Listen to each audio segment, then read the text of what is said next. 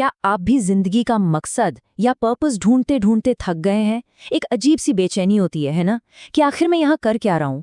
ये सवाल हम सबको अंदर ही अंदर खाता रहता है। और ये खोजना कभी खत्म ही नहीं होती। हम सब एक मकसद की तलाश में हैं, और जब वो नहीं मिलता तो ऐसा लगता है कि शायद हम में ही कोई कमी है। ये सफर बहुत अकेला और थका देने वाला हो सकता है सच में। लेकिन एक मिनट रुकिए, क्या हो अगर मैं कहूं कि दिक्कत जवाब में है ही नहीं? क्या हो अगर प्रॉब्लम सवाल में ही हो सकता है हम सब सदियों से एक गलत सवाल ही पूछते आ रहे हैं, और इसीलिए जवाब कभी मिलता ही नहीं। तो इस उलझन से निकलने के लिए ना हमें एक स्टेप पीछे हटना होगा। जिंदगी का मकसद क्या है, इस सवाल पर पहुंचने से भी पहले एक और, इससे भी कहीं ज्यादा गहरा सवाल है जो हमें खुद से पूछना होगा। और ये रहा वो असली सवाल, मैं कौन हूं? सोचिए, जिंदगी तो सवाल पूछने नहीं आ रही है ना? सवाल तो वो पूछ रहा है जो अपने आप को मैं कहता है। जी हाँ, हमारे अंदर जो ये मैं बनकर बैठा है, जिसे हम अहंकार या ईगो कहते हैं, असल में वही तो है जो मकसद की तलाश कर रहा है। तो किसी और चीज का मकसद खोजने से पहले क्यों ना पहले इस खोजने वाले को ही समझ लिया जाए। तो अब सवाल उठता है कि भाई ये मैं या ईगो आखिर भला क्या है? चलिए इसे समझने का एक बहुत ही दिलचस्प तरीका देखते हैं। जरा सोचिए कि हमारा दिमाग एक सुपर कंप्यूटर का सॉफ्टवेयर है। तो ईगो क्या है? ईगो उस सॉफ्टवेयर में बस एक बग या एक एरर की तरह है। ये कोई असली फिजिकल चीज नहीं है जिसे आप पकड़ सकें, लेकिन इस छोटे से बग के नतीजे हमारी असली दुनिया में बहुत बड़े होते हैं। तो ये बग असल में करता क्या है?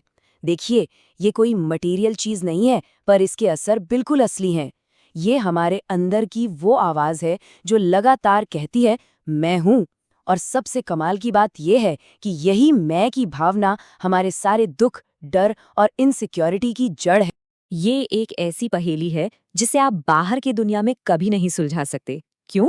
क्योंकि जो खोज रहा है, असली खिलाड़ी तो वही है, वो तो अंदर ही बैठा है।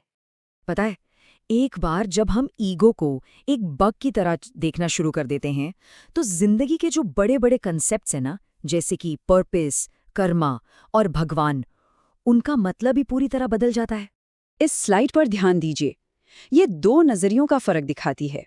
बाईं तरफ ईगो का रास्ता है, वो कहता है मेरा भगवान ही सच है, यहाँ जोर मेरा पर है।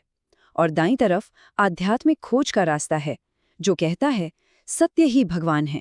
देखा आपने, एक में मैं जरूरी है, दूसरे में सत्य। इसी तरह हम कर्म का मतलब समझते हैं अच्छे बुरे कामों का हिसाब, पर यह अधूरा सच है। कर्म का असली फोकस काम पर नहीं, बल्कि काम करने वाले कर्ता पर है, यानी ईगो पर। असली मकसद इस कर्ता को ही मिटा देना है, और जब वो मिट जाता है तो सही कर्म अपने आप होने लगता है। और अब आते हैं सबसे बड़े डर पर, मौत का डर। आपको जानकर हैरानी होगी कि ये डर भी सीधे सीधे इसी ईगो से जुड़ा हुआ है। सच तो ये है कि हम कभी मरते ही नहीं। हमारे शरीर के एटम्स तो हमेशा यहीं रहते हैं, बस उनका रूप बदल जाता है। तो फिर हम डरते किस चीज से हैं? हम शरीर के खत्म होने से नहीं, बल्कि उस मैं की भावना के खत्म होने से डरते हैं। हमारा ईगो है जो मरने से डरता है।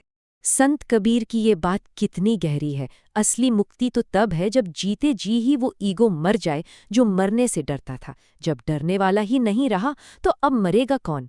तो चलिए इस पूरी बातचीत को समेटते हैं। इसका निचोड़ क्या है? हमें अपने साथ क्या लेकर जाना है?